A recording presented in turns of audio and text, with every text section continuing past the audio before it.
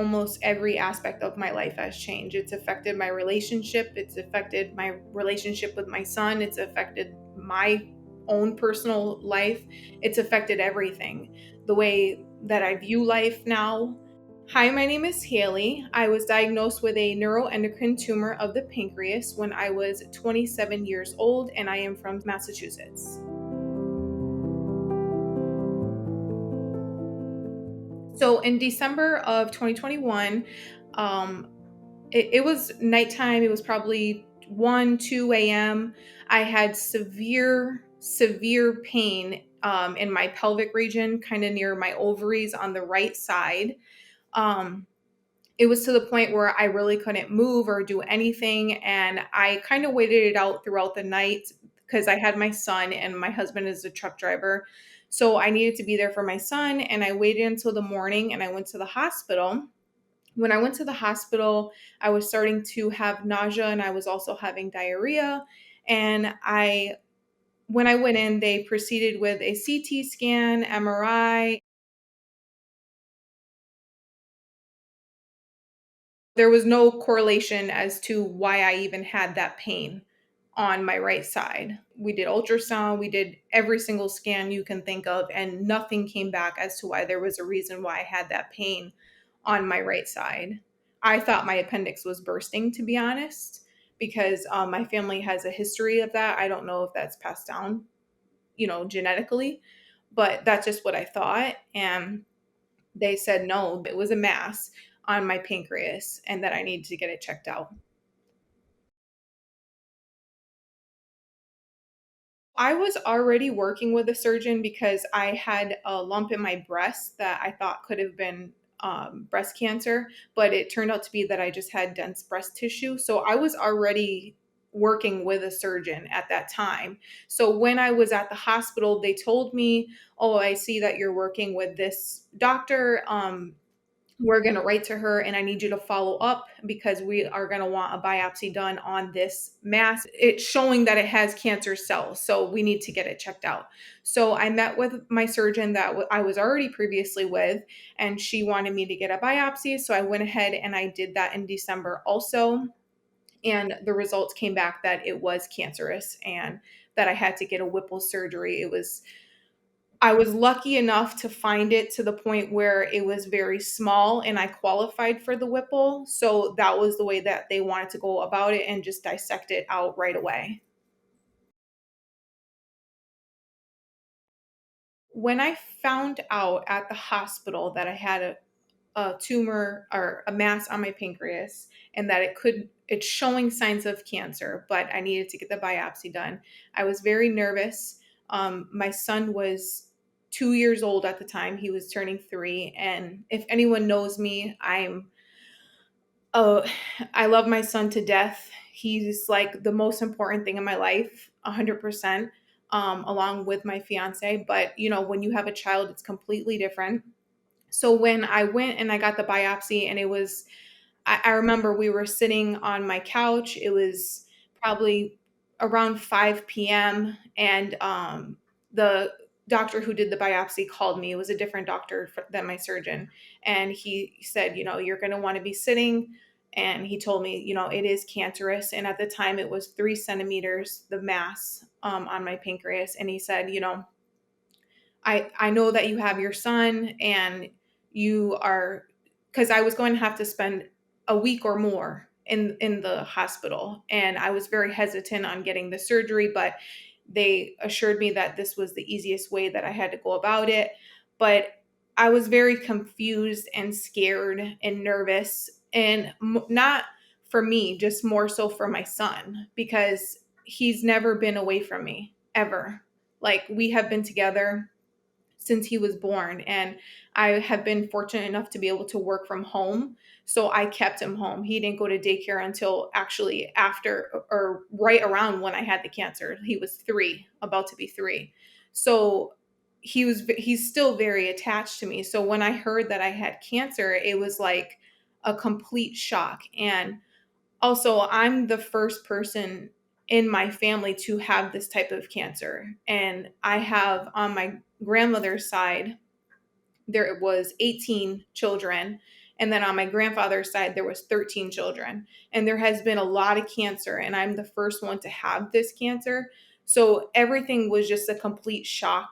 And like, why me? Like I was only 27 years old, which is very not normal for people with pancreatic cancer. And I'm a woman, which is also another thing that's not normal. So I was devastated, to say the least. I have a hard time with the fact that I kind of got it easy, right, for my cancer. Like, I feel like everything kind of went smoothly and fast. Like, I didn't really have a chance. Like, it kind of worked out perfectly, is the way that I want to say it. Like I said, I already had a surgeon. I went, I found it quickly. And then I actually had my surgery on St. Patrick's Day. So March 17th, I had it. So within a couple months, I had my surgery and it was done. Like everything was done. So I didn't really have a chance to process the whole thing.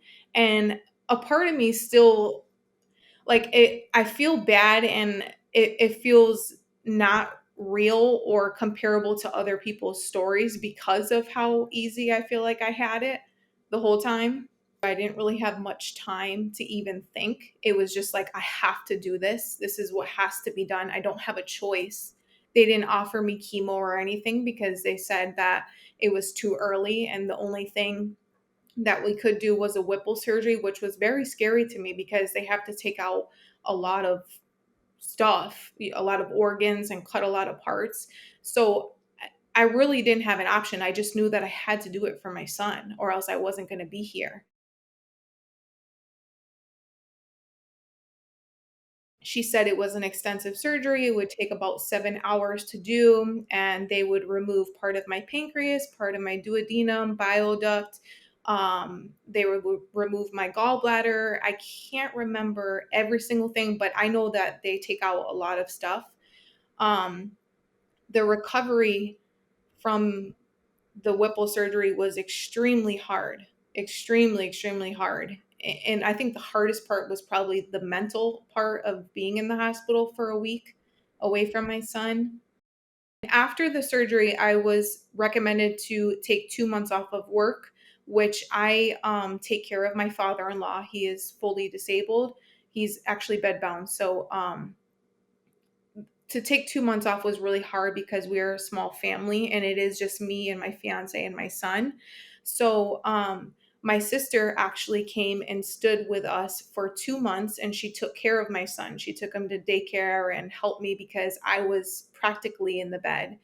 The surgeon wanted me to take up to a year off of work, but I actually could not. That's how serious the surgery is and how much time you need to recover. So I took the 2 months off of work and then I went back after that. I really thank the doctors and especially the ER doctor who took care of me that day because they realized, like, okay, this girl, she's 27, she has a mass on her pancreas. Like, this is really serious, and she's already with a surgeon. We need to take care of this right away. So I really thank them for that because if I didn't go and if they didn't take it as seriously as they did, I probably wouldn't be here today because of how deadly pancreatic cancer is. There has been so much shocking things that have come out of me finding the cancer, like finding out I have just my left kidney, finding out I have just my left uterus. Like it's just, it's truly changed my life because, like I said, if I didn't know that I had a unicorn uterus, I might have wanted to have more kids. But now I know the risks of having more kids with having that type of uterus because of my cancer. So I'm extremely grateful for my son now that, I mean, I always was, but even more now, now that I know how rare it is for people to carry full to term and to have a normal labor and delivery and no issues. My mentality around survivorship has, I would say it has its ups and downs. I think about it a lot, about how when I got the cancer, I was extremely young, and how there's a huge possibility that it could come back when I'm 40 or 50, when actually people usually do get it.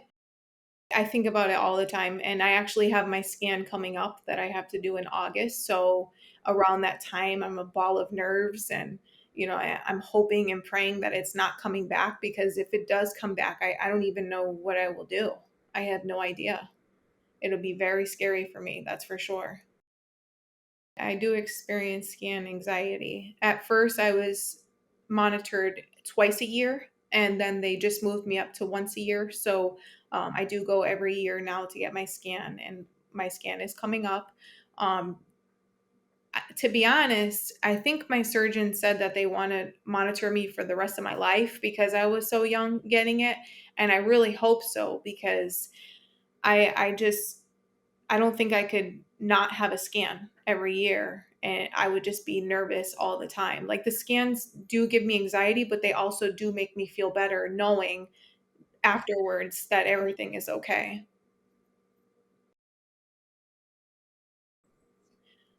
I think the biggest challenge of my diagnosis would be the after effects of the Whipple surgery.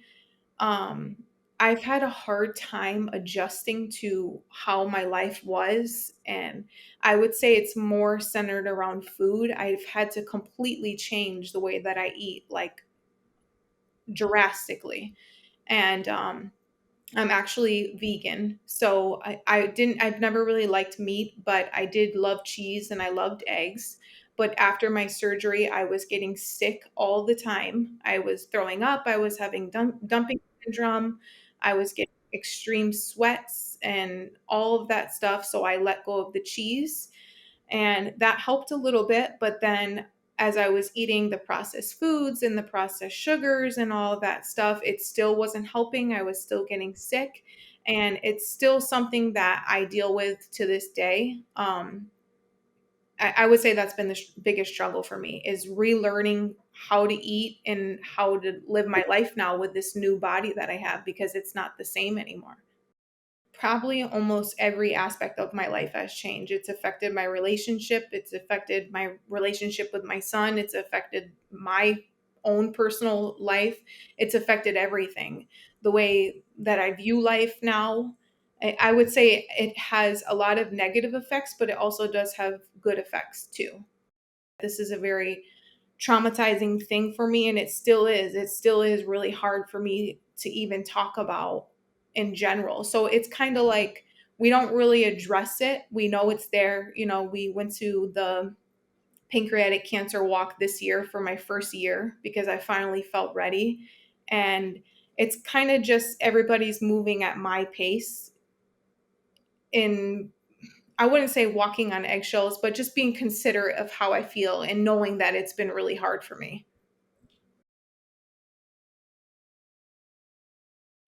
I hope and pray that early detection will be possible for many other people. And that's why I want to get my story out there. Because if it wasn't for me detecting the cancer early, like I said, I probably wouldn't have been here. It's pancreatic cancer in specific is extremely aggressive, and early diagnosis is very crucial to being able to beat it. And I have high hopes that there will be, hopefully, they'll insurances will allow people to get MRIs or CAT scans of, the full body. I feel like that should be a yearly thing for a physical. Everybody should be able to get a CAT scan or MRI, so that way they can see if they have cancer cells in their body. So that is my hopes, that one day early detection will be even more possible for people. I just don't want people to give up. I want them to know that they do have a chance. And although I was lucky, there have been many other stories of people who were farther along in their diagnosis than I, and they still survived. So, I want everybody to stay strong and just know that they can fight it.